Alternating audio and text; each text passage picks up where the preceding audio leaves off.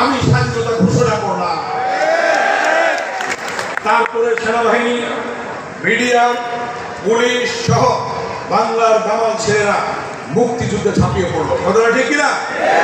তার মানে এই জনগণের পাশে দাঁড়ালো জিয়া পরিবারের প্রথম শহীদ হয়েছেন জিয়াউর রহমান। স্বাধীন হলো দেশ। কিভাবে চলেছিল জানেন? এই খুন, গুম, অনেক ধরনের অন্যায় অত্যাচার জুলুম হয়েছিল এবং সেই সময় ওনারাও মামলা খেয়েছেন, আমি জানি, তাই না? সেই মামলায় অনেক ওনারা কষ্ট করেছেন, সেই আওয়ামী 72 থেকে 75 পর্যন্ত। এর পরবর্তী জানেন সেনাবাহিনী, সিপাহী জনতা স্বতঃস্ফূর্ত শান্তিপূর্ণ বিপ্লবের মাধ্যমে 7ই নভেম্বর তৈরি হলো, জিয়াউর রহমান ক্ষমতায় আসলো। এরপরে আপনারা জানেন স্বৈরাচারী এরশাদ ক্ষমতা দখল করে।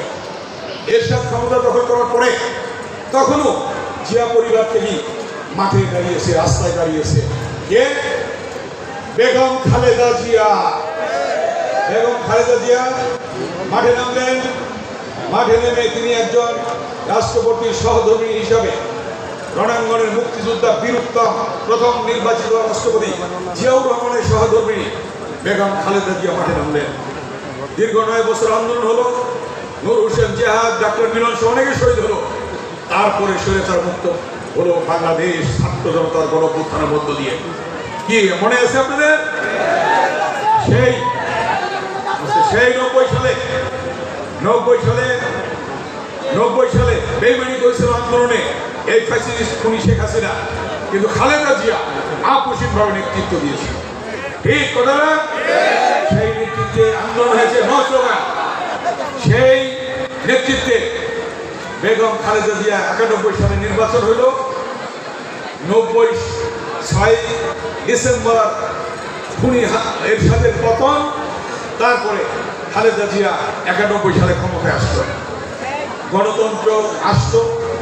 গণতন্ত্রের মা হিসাবে পরিচিত হলো বেগম খালেদা জিয়া। তার মানে তখনও বেগম খালেদা জিয়া জনগণের পাশে দাঁড়িয়েছে, তার মানে জিয়া পরিবার থেকে। এরপরে ফ্যাসিস্ট খুনি শেখ হাসিনা দিনের ভোট রাতে নিয়ে ক্ষমতায় আসলো। একটা অনৈতিক সরকার, অবৈধ সরকার, তার বিরুদ্ধে আন্দোলন শুরু হলো।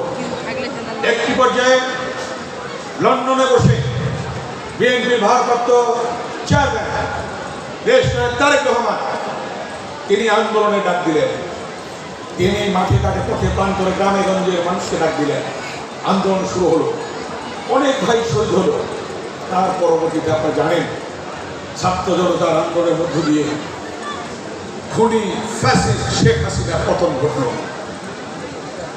একদিন আগেও যে বলছিল শেখ মুজিবের মেয়ে পালায় না, আওয়ামী লীগ পালায় না, কিন্তু একদিন পরে কি দেখলাম? পালাইছে না? পালায় গেছে। কে করলো?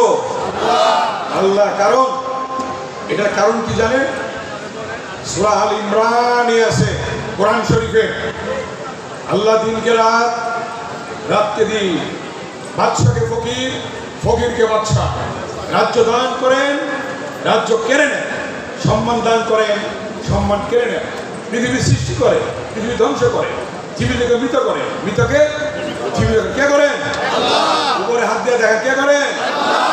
একমাত্র আল্লাহ, অন্য কেউ না। দেখলেন কিভাবে গোষ্ঠী সহ পালাইল। হাজার হাজার ছাত্র জনতাকে হত্যা করেছে।